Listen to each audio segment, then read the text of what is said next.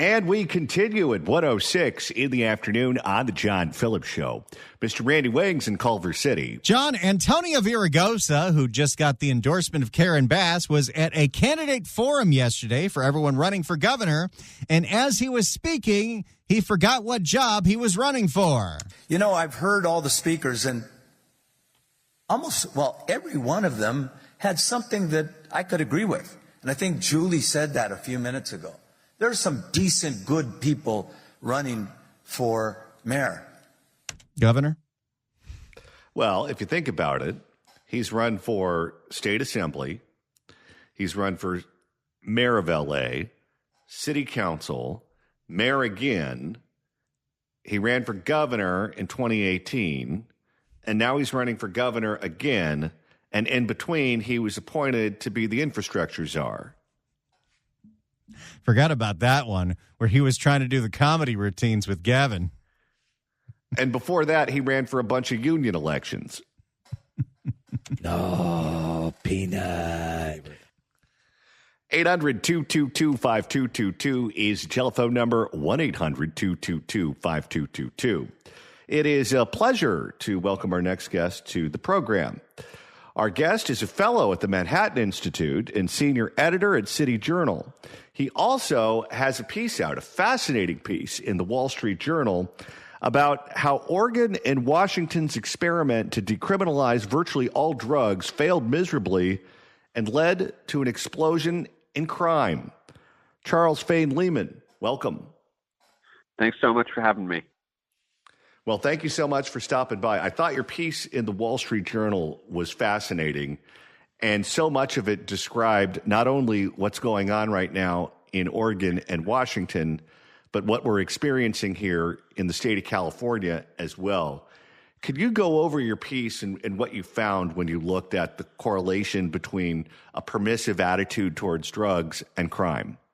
Yeah, well, and so just for backstory for your listeners, back in 2020, both Oregon and Washington decriminalized the small possession of all drugs, which means that they weren't technically legalized. You couldn't sell them, but also there were no criminal penalties for possessing them. And so I wrote for the Journal about a recent study that looked at what is the effect of that action on crime. And what they show is that there are extraordinary increases in crime in both Washington and Oregon compared to 23 other control states.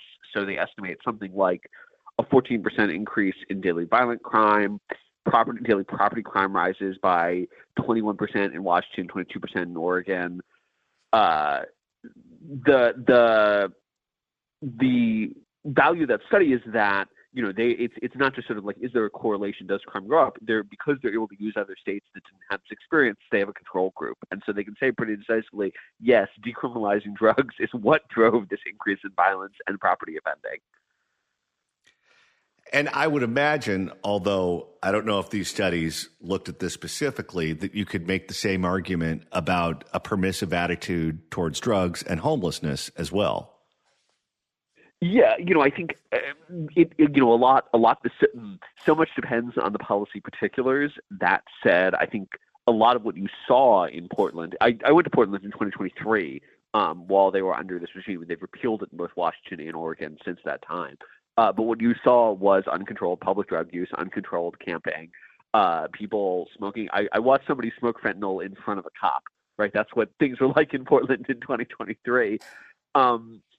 And yeah, that creates an environment that is more conducive to theft, that's more conducive to more serious violent offending, that is more conducive to all sorts of antisocial behavior that flourishes in that environment. It's a little surprised that people started fleeing Portland en masse. It's funny that you talk about those two cities because a good friend of mine is a flight attendant for Alaska Airlines. It's a company that's based out of Seattle. And while they go all over the place, they're primarily based on the Pacific Coast. They have a huge presence in California, in Oregon, in Washington, up in the state of Alaska, and now that they acquired Hawaiian Airlines, Hawaii too. And my friend tells me that the drug use, the crime, the homelessness on the Pacific Coast specifically, in L.A., San Francisco, Oakland, Portland, Seattle, Juneau, Honolulu is unlike anything that he sees anywhere else in the system. It doesn't matter how big the city. It doesn't matter what region of the country it's in. There is nothing like what we see on the Pacific Coast in Salt Lake, Orlando, Dallas, Miami, whatever. It is specifically a geographic problem. Yeah, and my friend, the drug policy researcher Keith Humphreys at Stanford, had a great paper on this last year, I think, talking about what he talked about a Pacific Northwest drug policy, where he talked about Oregon and Washington and San Francisco, and actually also British Columbia, and they all have this very laissez-faire attitude when it comes to drug possession, public camping, public disorder issues generally. Which are not, I think Keith is of the school of people who say we shouldn't be locking people up for being addicted to drugs, we shouldn't be using the criminal justice system. But he also thinks that people who are addicted to drugs need help and they need to get off the street, and public disorder is a serious issue. And his point is that, there is this specific strain of sort of left-leaning libertarianism that has defined urban policy in this place, and that is really hard to extirpate, that is really hard to, get at once it has taken root. What do you say to people who would counter this by saying, well, fentanyl is a game changer, and fentanyl is relatively new to street drugs, and people are getting hooked on fentanyl, and it's scrambling their brains, and that's what's new. That's what's causing the homelessness and the crime and everything else, not the state policy. Okay, so two things are true. One is that, we had fentanyl everywhere, right? Fentanyl's been spreading from the East Coast to the West Coast. We did not see similar effects from fentanyl other places. So there has to be some other component of the story. But the second point is, if you look at the research that is most supportive of this, the best way to actually understand what's going on in that research is that the decriminalization of drugs actually caused fentanyl to spread to the Northwest, that the shift to a more permissive environment caused the fentanyl transition to happen. So, there's the argument that basically it's all just a big coincidence, right? It's just like we decriminalized drugs and then coincidentally everything fell apart because fentanyl came in and we couldn't stop it, and that's just the whole situation. But I think a much more parsimonious reading of the evidence, understanding the underlying methods, is that when you created a market that was more liberalized, when you made it easier for people to possess in small amounts that could still be trafficked, that was the kick that the market needed to transition from heroin to fentanyl that the West Coast hadn't made yet. So, one model is this is all a coincidence, but another model is this is actually what caused fentanyl to spread to much of the Pacific Northwest. I'll tell you, I have lived in the state of California my entire life. I'm 45 years old, and I have never seen the state in the condition that it's in right now. How dirty it is, how everything is locked up behind bulletproof glass, homeless people all over the place. We used to be a clean, pretty state, and now we look like a spring break rental car. It's unlike anything I've ever lived with before in my life. And I'll tell you, I know a lot of things happened that contributed to the condition that the state's in right now.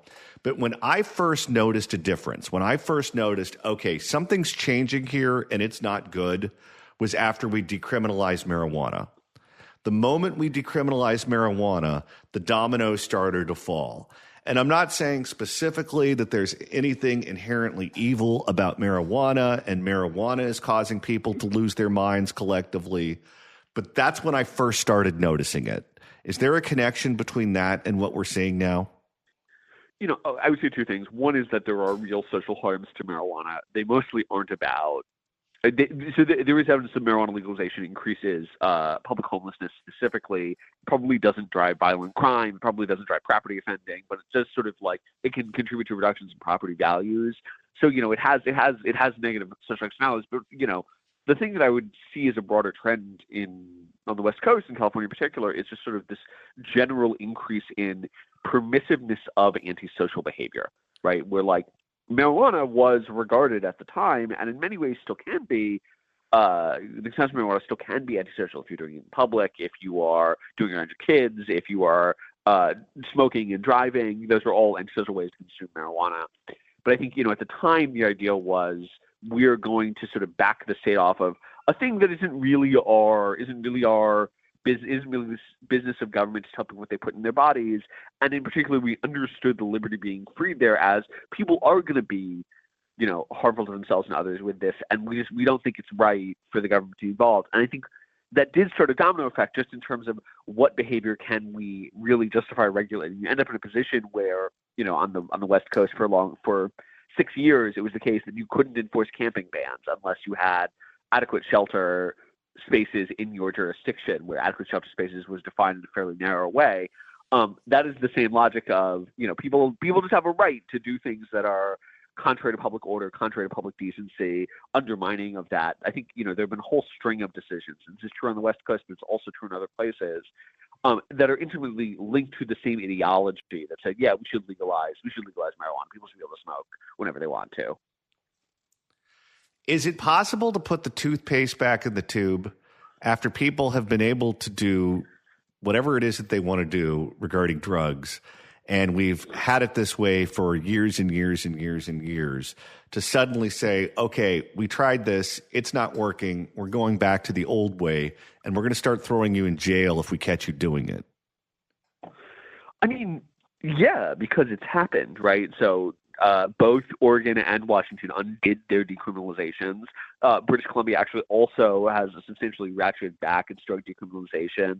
I think even in San Francisco, you may disagree, but it seems San Francisco has at least moved a little bit less in the crazy direction over the past couple of years. You look at Brooke Rollins, you look at the new mayor, they're at least trying sometimes to say the right words. And, I think that's part of a broader backlash where people are saying, we don't like being around this behavior. We don't want to have to walk our kids around this behavior. We aren't happy with that. So I think the core thing there is like, yes, the backlash is already happening, right? We're already pushing in the other direction. What should the feds do about harm reduction? And I say this because for left-wing public health officials, like we have the fake Dr. Barbara Ferrer in Los Angeles, who is committed to harm reduction. And because of that, she's wrecked Santa Monica. She has wrecked so many parts of Los Angeles County by passing out drug paraphernalia and giving addicts the tools to kill themselves all over. So the parks are unusable, public spaces are unusable, libraries have become unusable, the beaches are now violent places because of her. We've seen the same thing in San Francisco and other jurisdictions. And it doesn't matter how much pushback they get from people in the local community about how harmful harm reduction is, they're committed to it and they're not going to take their foot off the gas pedal. The one thing I've seen that has changed is now whenever there's a lawsuit, there was just a story in San Francisco about a lawsuit from people living in the Tenderloin who are furious with harm reduction because they say it's making their neighborhood unlivable. And when they were taking depositions in this lawsuit, the public health officials would take the Fifth Amendment whenever they were asked if they would pass out drug paraphernalia to addicts, instead of just answering the question truthfully and honestly. Clearly, they realized that those answers could put them in conflict with the feds, and it could expose them to liability of some degree, maybe even criminal liability. What should the federal government do right now with all of these public health departments who are spending their money not on treatment, but on harm reduction, and they're making the problem worse? Yeah, I think the White House has already made positive steps in the right direction. They've made very clear that they don't want to invest in policies that don't work and policies that make cities more disorderly and more dysfunctional. And now the question is, are the grants that are coming down from HHS, from SAMHSA, are they going to providers who are doing the right thing, or are they going to providers who make the situation worse? And I think a lot of that's watchdogging, and a lot of that's making sure the feds know this provider is receiving these dollars even when they shouldn't be. That's a thing that citizens on the ground can do. The feds don't get to set local public health policy, right? One of these federalism, but they do get to control the money. I think the White House has set its agenda here, and now you just make sure they follow through. How big of a problem is the money laundering angle? And I say that because these homeless advocacy groups, these harm reduction groups, they're very politically connected. You look at these big cities where the big city governments are funding these organizations, and millions and millions and millions of dollars are being pumped into them from the local politicians. And then you look at who makes up these organizations, and it's people who have political connections, and they go back and forth between these organizations and government, and money finds its way going from one place to the other and back and forth and back and forth and back and forth. And you say to yourself, okay, well, homelessness is never going to be solved, because if it does, then there's not going to be the ability to launder the money. If drug addiction is solved, there's not going to be the ability to fund your friend's organization. That party is going to come to an end. And because of that, I don't see them moving to do that anytime soon. Yeah, I mean, I think it's $1 million question. I don't have a great answer for you in terms of, in terms of the homeless industrial complex, except to say, look, the public does pull the strings here, right? These are ultimately public dollars, and whether it's local, state, or federal level, sufficiently irate taxpayers can have a great deal of impact. As again, I think they have in many major cities already. Is it going to totally extirpate it? Probably not, but it can get a major step in the right direction. And when we're talking about homelessness policy, that's HUD dollars. It's not just HHS. It's also the president's agenda at the federal level. And so I think a lot of it is just a matter of making sure that there's alignment there, making sure that state and local grant makers are following through on the agenda that's coming down attached to federal dollars. When Bill Asaley was nominated to be the U.S. Attorney for the Central District of California, he said one of his top priorities was to make sure that any of these dollars being stolen or laundered, he'll blow the whistle on it, that he was not going to just turn his head and allow this to go on, that he was going to call it out and move forward with it. How important is it, if we can prove that these dollars are being stolen or laundered, to start putting people in prison over this, to let people know that we're not going to tolerate it? Yeah, I mean, look, certainly if you can find a crime, I think there's a lot of upside to prosecuting. I do think it is the case that when you're talking about money that moves to the homeless industrial complex, some of the action is criminal, but a lot of it isn't. A lot of it is just sort of the illegal misappropriation of funds, and that's why I care about the Democratic angle. Is often it is on the books legal. It's just a matter of is it how the public wants its money spent. Charles Fain Lehman. You can read him in the pages of the Wall Street Journal. The piece is fascinating. It is about how Oregon and Washington's experiment to decriminalize virtually all drugs failed miserably and led to an explosion in crime. He's also a fellow at the Manhattan Institute and senior editor at City Journal. Charles, thanks so much for stopping by. Thanks for having me.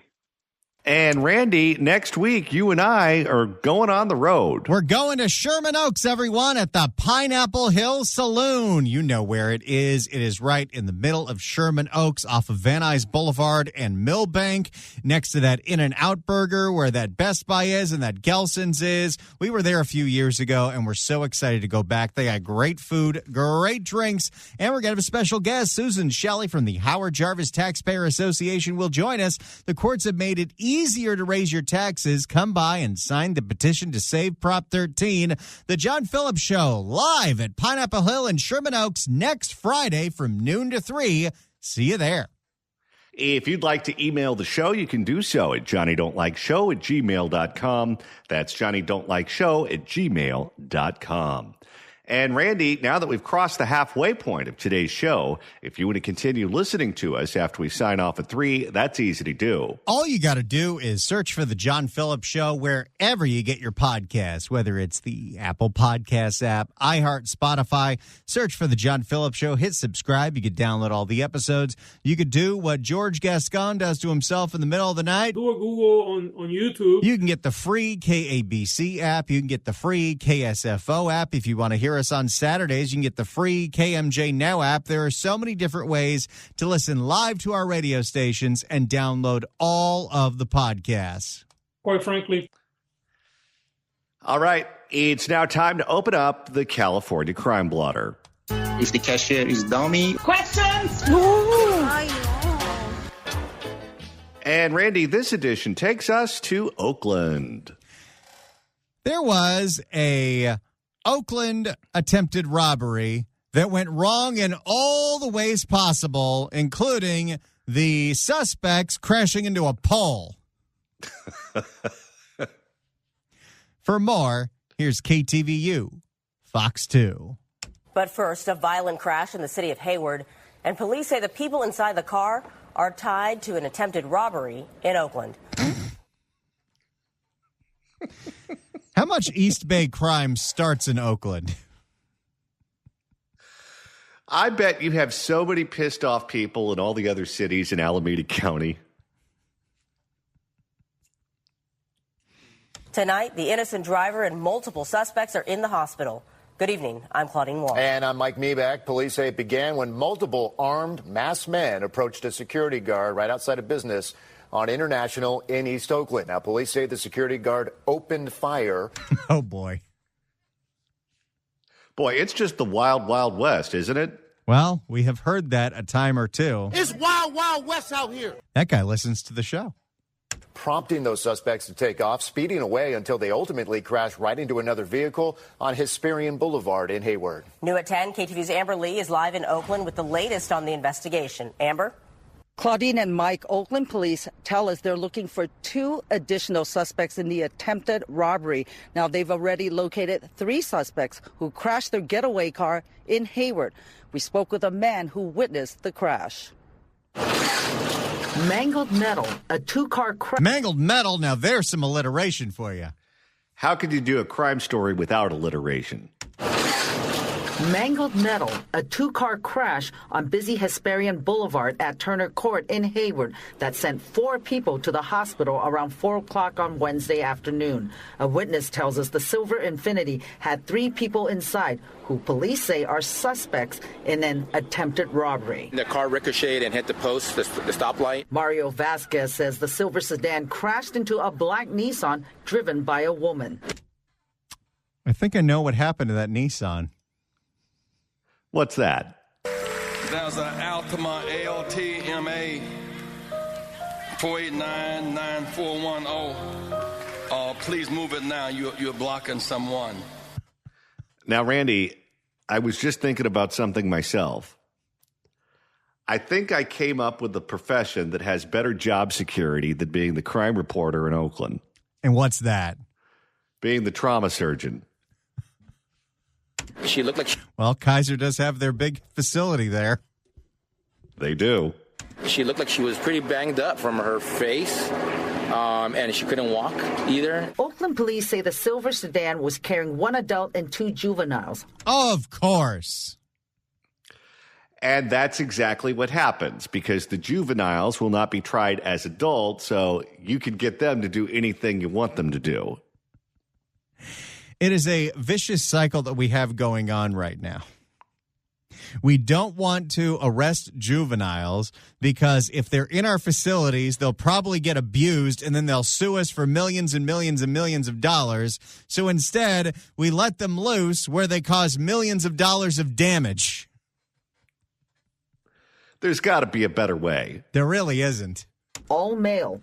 They're suspects in an attempted robbery that took place about an hour earlier at International and Durant of a security guard outside of Food Max in East Oakland. Multiple masked individuals with... By the way, this might be the first time I've ever heard of a grocery store security guard opening fire. Yeah, usually they just hide out and get on the cell phone and call 911. Usually you're not sure if they even have a real gun. But maybe, just maybe, even the security guards have had enough of the lawlessness in Oakland. Well, who is it that the supermarkets hire to be their muscle? Captain Crunch? Multiple masked individuals with firearms came up and approached a security guard who was also armed and demanded the security guard put down their firearm. Fearing for their life, the security guard fired in the direction of the masked individuals. Police spokesperson Paul... They played chicken with the security guard, and the security guard won. I bet you they weren't expecting him to empty the clip.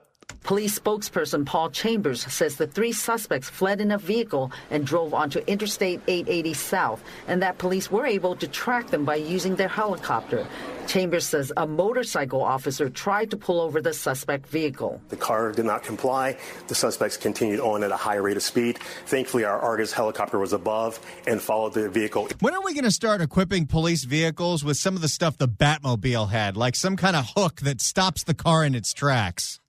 Oh, and if you videotaped it, that would be the most popular show on television. You know, in some places, you run from the cops, they just shoot out your tires. Oh, yeah.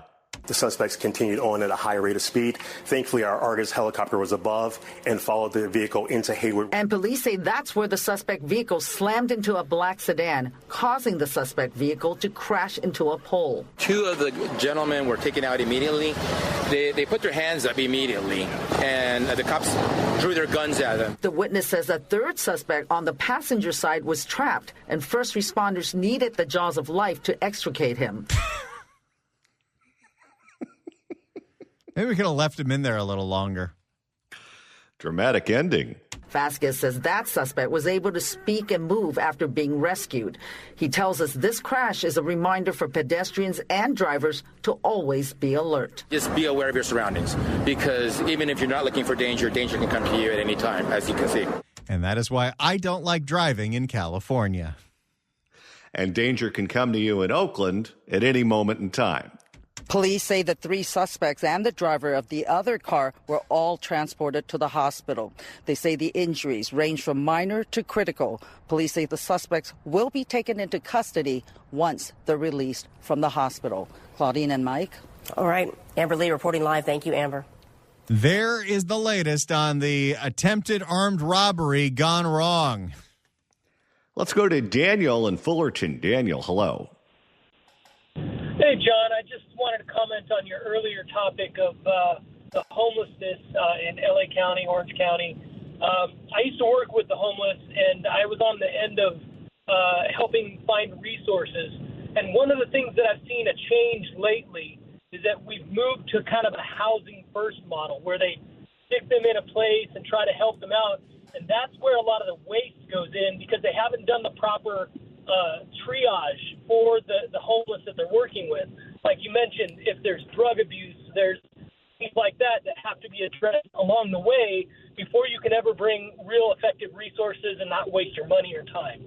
So that's just what I wanted to lay out there for you. Well, and I think there's a bunch of reasons why what you just described is true.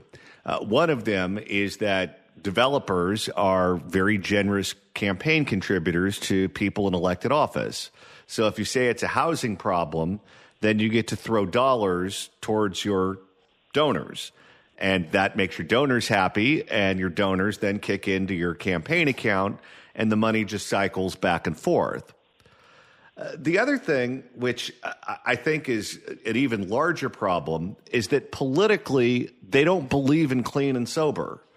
Gavin Newsom is very famous for publicly attacking clean and sober. He thinks it's not attainable. He thinks it's a waste of money, and he thinks it's a waste of time. Randy, do we have that cut ready? Clean and sober is one of the biggest damn mistakes this country's ever made. I know it's a hold-your-hand idealistic point of view that somehow magically, I mean, God bless some of you. If you're like me, I've been known to have a glass of wine at night watching some of the nightly news. We all need to self-medicate periodically. So you got one of those bottle tops that looks like a glass because he's drinking the whole bottle. I think so. So, Daniel, until people like that are out of office, I don't think anything's going to change. Yeah, I mean, the reality is you got to deal with a couple components that fosters more and more homelessness. One, you got people that need education. You got people that are maybe down on their luck or whatever. And then you have the drug components that you're talking about. And beyond that is also, the mental illness. So until you're willing to bring all 3 of those things into play, you're not going to help the population as a whole. So. All right. Thank you for the call, sir. I appreciate it. Right now, it's time to reopen the California Crime Blotter. If the cashier is dummy. Questions?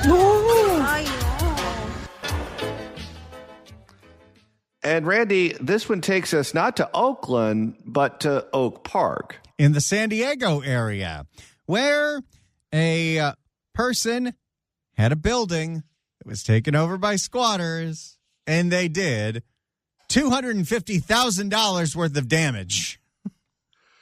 You do realize that's what homes cost in some parts of the nation. Not in California. For more, here is NBC 7 in the San Diego area. So that military family is asking for people's help finding and identifying the vandals who broke into their home a week ago in the Oak Park neighborhood and caused thousands and thousands of dollars in property damage. NBC7's Janek Quesada spoke with a homeowner today and has a look at that mess that is left behind. Every single window is broken. The refrigerator here, they pulled off the freezer door, the oven range, the microwave. What the hell? Okay, you notice a theme here. What happens to the motels when you put the homeless in there? What happens to the bathrooms at Starbucks when the homeless use them? What happens to the jails at the county jail when you put the homeless in there? They destroy everything they touch. The bathroom toilets are smashed in, throw up in the sink. The floors were covered in beer and maybe urine. Oh, my goodness. Yeah, you're going to have to burn it. There's blood on the cabinets. Oh, no. How'd that get there? I don't know what's worse. This? Maybe urine. Or this? There's blood on the cabinets. Is there an option for D, none of the above? The ceiling fans were damaged. Lieutenant. How did they do that? You probably don't want to know. Lieutenant Troy Isaki and his wife are still processing what took place at their home in the Oak Park neighborhood last Friday. We're really heartbroken, honestly. I mean, it's been a mixture of emotions, of frustration and anguish, and a lot of it's just been heartache to think about all the time and effort that we've devoted into the house. This is what the home looked like before it was vandalized. Lieutenant Isaki. Is there a better word than vandalized for this? Defiled? I like that.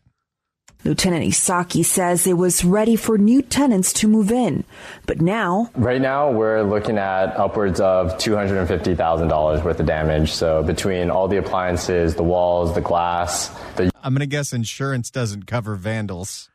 No tenants are moving into that unit anytime soon. The yard work for pulling out the glass and possibly plumbing repairs because there's glass and porcelain in the plumbing system now. Lieutenant Isaki says neighbors told him they heard loud music coming from his house last Friday, but they thought new renters had moved in and they were having a party. Saturday morning, Troy... It has got to be just a white-knuckle experience every day renting out property in California.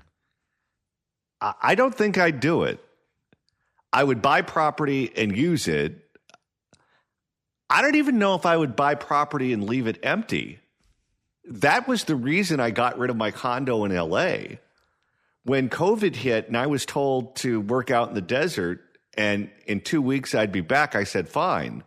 And then 2 weeks turned into 2 years, and suddenly homeless people took over the neighborhood. I thought to myself, okay, well, I can't use it. I can't rent it because there was an eviction moratorium, and I can't leave it empty because if squatters take over, it's going to end up like this place, and I'm never going to be able to get them out. They force you to sell. You bought and sold that condo without ever actually living in it. I spent 2 nights in that condo in the 10 months that I owned it. I signed off on the contingencies in escrow right when the world shut down. And I thought, okay, it'll be a couple of weeks. I'll move in. It'll be fine. Never happened. You couldn't even hire a mover.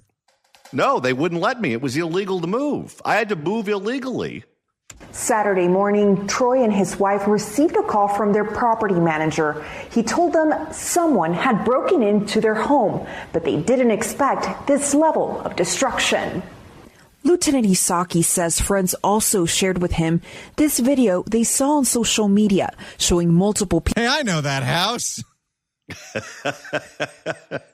That rings a bell. Showing multiple people partying and destroying his home. I would just let them know that what they did hurt. There is someone. So if it's partying, how'd the blood get in the cabinets? Yeah, usually that's not part of any party I've ever been to. Someone on the other side of, the actions they're taking, and someone is paying the consequences emotionally and financially, and it's just not easy. He says he hopes everyone involved comes forward. We want to ask them to come forward and take accountability and admit. Yeah, that's not going to happen. This is California. No, they're on meth. They're not watching the news. I think they were also throwing beer bottles into the ceiling fan.